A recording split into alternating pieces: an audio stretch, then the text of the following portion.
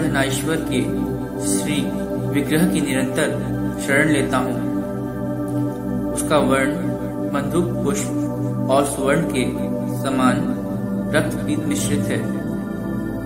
वह अपनी भुजाओं में सुंदर अक्षमाला, पाश, अंकुश और वरद मुद्रा धारण करता है। अर्धचंद्र उसका आभूषण है तथा वह 3 नेत्रों से सुशोभित है। राजा ने कहा, भगवान,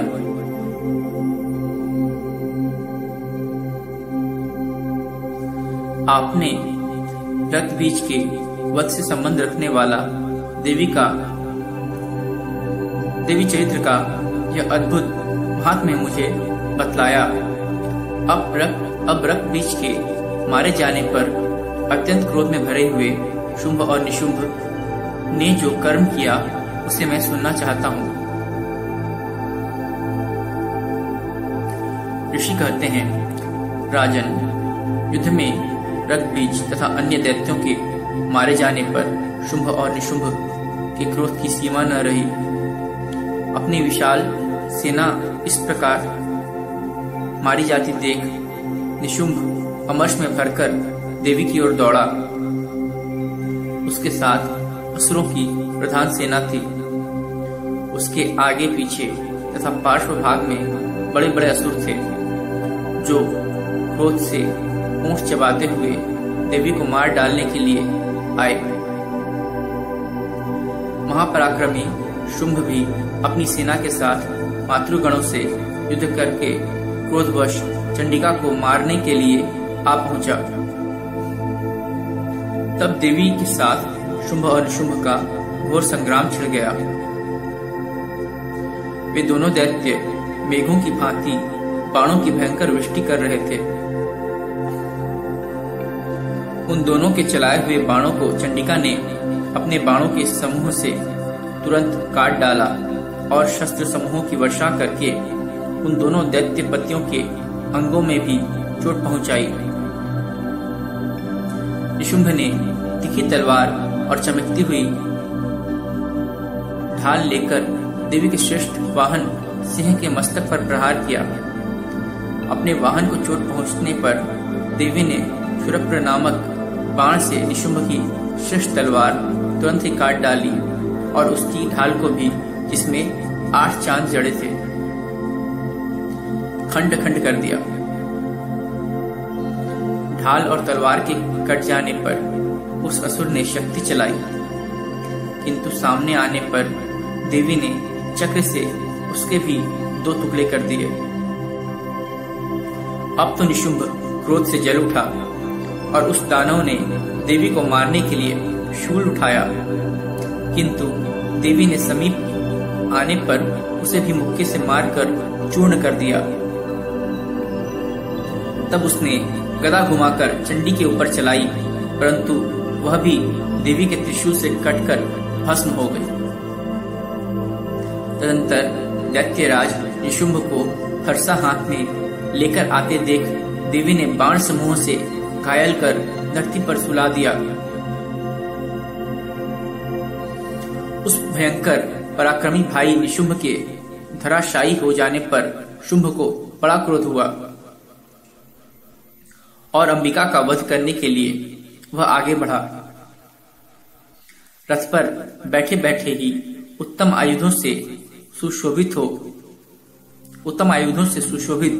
अपनी बड़ी बड़ी 8 अनुपम भुजाओं से समूचे आकाश को ढककर वह अद्भुत शोभा पाने लगा।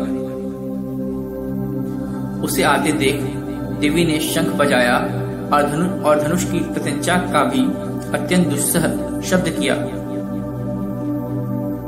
साथ ही अपने घंटे के शब्द से जो समस्त दैत्य सैनिकों का तेज नष्ट करने वाला था,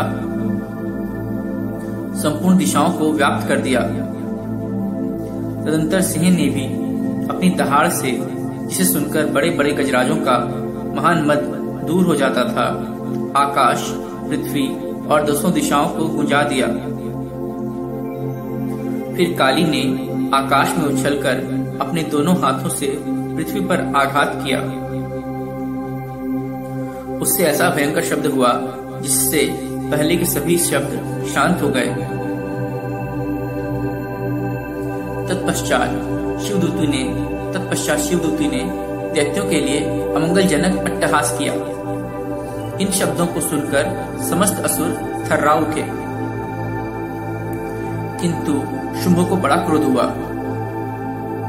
उस समय देवी ने जब शुंभ को लक्ष्य करके कहा, ओ दुरात्मन, खड़ा रह। तभी आकाश में खड़े हुए देवता बोल उठे, जय हो, जय हो। शुंभ ने वहां आकर ज्वालाओं से युक्त अत्यंत भयानक शक्ति चलाई। अग्नि में पर्वत के समान आती हुई उस शक्ति को देवी ने बड़े भारी लूके से दूर हटा दिया। उस समय शुंभ के सिंहनाद से तीनों लोग गूंज उठे। राजन, उसकी प्रतिध्वनि से वज्रपात के समान भयानक शब्द हुआ, जिसने अन्य सब शब्दों को जीत लिया। शुंभ के चलाए हुए बाणों के देवी ने और देवी के चलाए हुए बाणों के शुंभ ने अपने भयंकर बाणों द्वारा सैकड़ों और हजारों टुकड़े कर दिए। तब क्रोध में भरी हुई चंडिका ने शुंभ को शूल से मारा। उसके आघात से मूर्छित हो वह पृथ्वी पर गिर पड़ा। इतने में ही निशुंभ को चेतना हुई और उसने धनुष हाथ में लेकर बाणों द्वारा देवी काली तथा सिंह को घायल कर डाला। फिर उस दैत्यराज ने 10,000 बाहें बनाकर चक्रों के प्रहार से चंडिका को आच्छादित कर दिया। तब दुर्गम पीड़ा का नाश करने वाली भगवती दुर्गा ने कुपित होकर अपने बाणों से उन चक्रों तथा बाणों को काट गिराया। यह देख निशुंभ दैत्य सेना के साथ चंडिका का वध करने के लिए हाथ में गदा ले बड़े वेग से दौड़ा। उसके आते ही चंडी ने तीखी धार वाली तलवार से उसकी गदा को शीघ्र ही काट डाला। तब उसने शूल हाथ में ले लिया। देवताओं को पीड़ा देने वाले निशुंभ को शूल हाथ में लिए आते देख चंडिका ने वेग से चलाए हुए अपने शूल से उसकी छाती छेद डाली। शूल से विदीर्ण हो जाने पर उसकी छाती से एक दूसरा महाबली एवं महापराक्रमी पुरुष खड़ी रह कहता हुआ निकला। उस निकलते हुए पुरुष की बात सुनकर देवी ठठाकर हंस पड़ी और खड्ग से उन्होंने उसका मस्तक काट डाला। फिर तो वह पृथ्वी पर गिर पड़ा। तदंतर सिंह अपनी दाढ़ों से असुरों की गर्दन कुचलकर खाने लगा। यह बड़ा भयंकर दृश्य था। उधर काली तथा शिवदूती ने भी अन्यान्य दैत्यों का भक्षण आरंभ किया। कौमारी की शक्ति से विदीर्ण होकर कितने ही महादैत्य नष्ट हो गए। ब्रह्माणी के मंत्र पूत जल से निस्तेज होकर कितने ही भाग खड़े हुए। कितने ही दैत्य माहेश्वरी के त्रिशूल से छिन्न भिन्न हो धराशायी हो गए। वाराही के थुथुन के आघात से कितनों का पृथ्वी पर कचूमर निकल गया। वैष्णवी ने भी अपने चक्र से दानवों के टुकड़े टुकड़े कर डाले। ऐन्द्री के हाथ से छूटे हुए वज्र से भी कितने ही प्राणों से हाथ धो बैठे।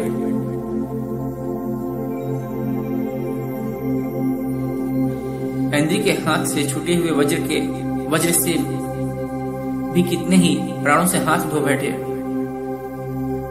कुछ असुर नष्ट हो गए, कुछ उस महायुद्ध से भाग गए तथा कितने ही काली, शिवदूती तथा सिंह के ग्रास बन गए। ओम नमः शिवाय।